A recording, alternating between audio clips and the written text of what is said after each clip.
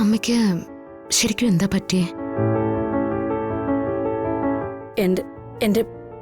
എന്റെ മോളെ കുറിച്ചോർത്ത് സങ്കടപ്പെട്ടിട്ടാ ഞാൻ വീണെന്നുള്ളത് സത്യ.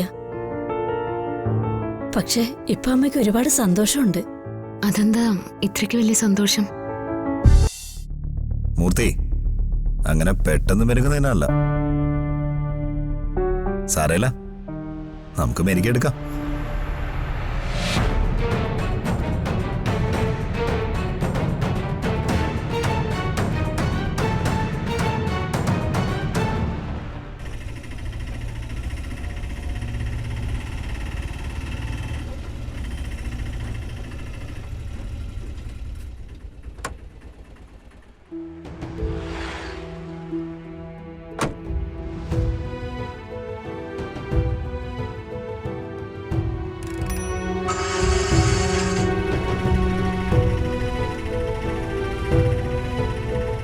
ആയിഷ ചേച്ചി, അമ്മയ്ക്കിപ്പോ എങ്ങനെയുണ്ട് മോളെ? ഇപ്പൊ കുറവുണ്ട്. എന്താ ഇത്, കൊറേ കവറുകളുണ്ടല്ലോ. ഇതൊക്കെ ഞാൻ എന്റെ അമ്മയ്ക്ക് വാങ്ങിയതാ. ആയിക്കോട്ടെ. ആന്റി കുറച്ചു മുമ്പ് ചേച്ചിയുടെ കാര്യം പറഞ്ഞുള്ളൂ. എന്താ പറഞ്ഞേ? ഡിസ്ചാർജ് ചെയ്യുന്നതിന് മുമ്പ് വരാന്ന് പറഞ്ഞു പോയിട്ട് പിന്നെ കണ്ടില്ലല്ലോ ഒന്ന്. അതുകൊണ്ടല്ലേ ഞാനിപ്പോ വന്നേ. വാ, എല്ലാരും ആന്റിയുടെ അടുത്തുണ്ട്.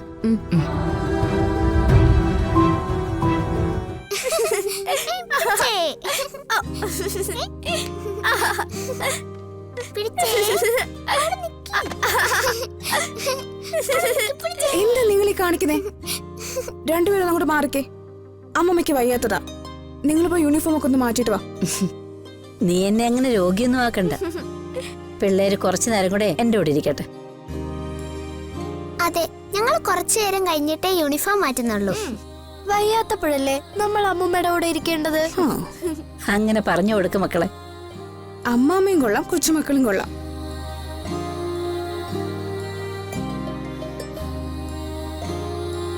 പിന്നെ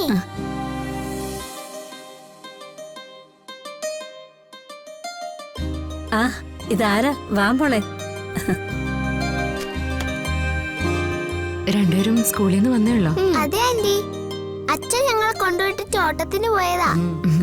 മിടുക്കി. വന്നേ.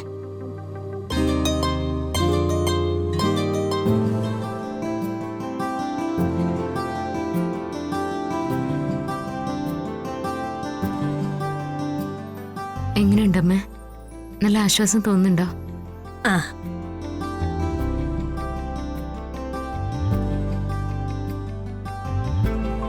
ചൂടൊന്നുമില്ല. ഇനി കുഴപ്പമൊന്നും വരില്ലെന്ന് തോന്നുന്നല്ലേ?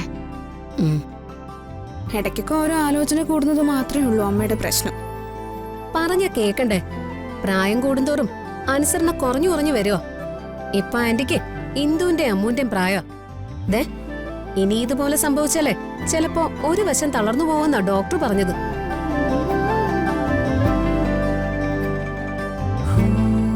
നിങ്ങളെല്ലാരും കൂടി എന്നെ രോഗിയൊന്നും ആക്കണ്ട. എടി, ആയുഷമൊക്കെ കുടിക്കാൻ എന്തെങ്കിലും എടുക്ക്. അയ്യോ, എനിക്കിപ്പോ കഴിക്കാനും കുടിക്കാനും ഒന്നും വേണ്ട. എന്റെ അമ്മയടുത്ത് കുറച്ചേരം ഇരിക്കാനാ ഞാൻ വന്നേ. അത് തന്നെയാ ആന്റിക്ക് വേണ്ടത്. ആയിഷ ചേച്ചി എത്ര നേരം അടുത്തിരുന്നാലും ആന്റിക്ക് സന്തോഷ.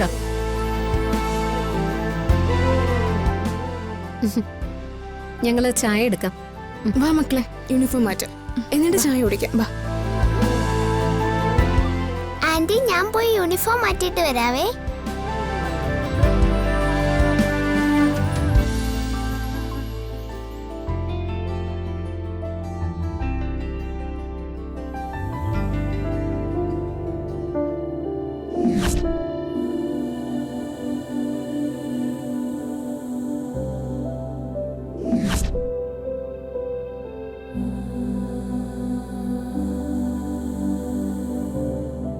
ശരി മോളെ, പോട്ടോ. ആ, ഇതെന്തൊക്കെയാ വാങ്ങിക്കൊണ്ട് വന്നിരിക്കുന്നത്? ഇതൊക്കെ അമ്മയ്ക്ക് വേണ്ടി ഞാൻ വാങ്ങിയതാ. എന്തിനാ മോൾ ഇതെല്ലാം കൂടി വാങ്ങിച്ചേ? സച്ച വാങ്ങിച്ചോണ്ട് വന്നതിന് ഇവിടെ ഒരുപാട് ഇരിക്കുക. അത് സാരമില്ല. ഇതൊക്കെ വാങ്ങിച്ചോണ്ട് വരാനുള്ള അവകാശം എനിക്കുണ്ടെന്ന് കരുതിയാൽ മതി. അതിനെന്താ സംശയം?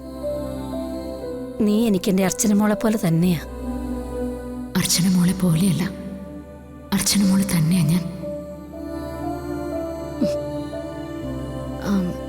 അല്ല, ആശുപത്രി വന്നപ്പോ ഞാനൊരു കാര്യം അമ്മയോട് ചോദിക്കണമെന്ന് വിചാരിച്ചതാ. പക്ഷേ ആ സമയത്ത് ചോദിക്കാൻ പറ്റിയില്ലല്ലോ. എന്താ മോളെ?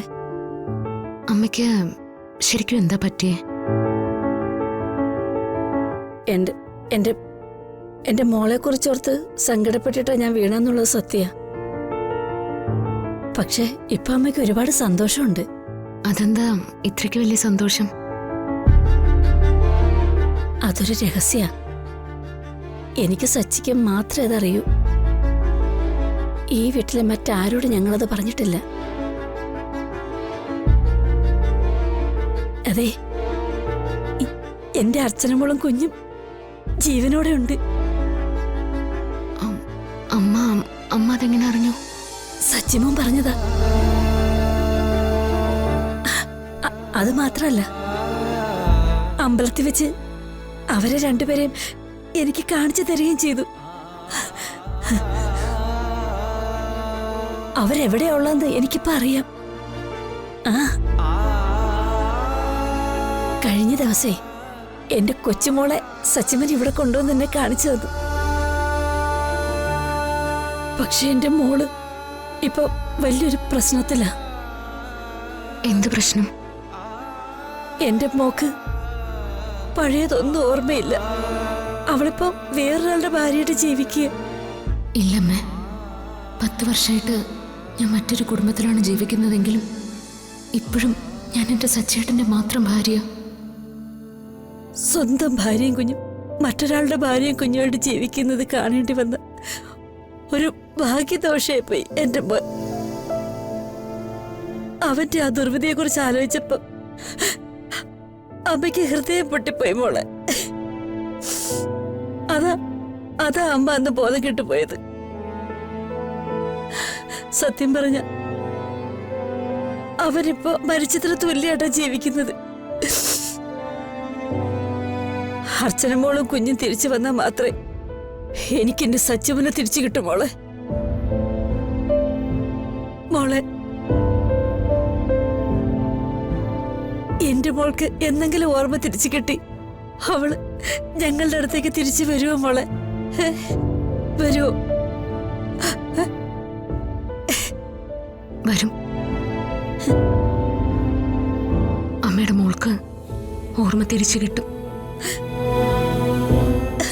അവള് അമ്മയുടെ അടുത്തേക്ക് തന്നെ തിരിച്ചു വരും.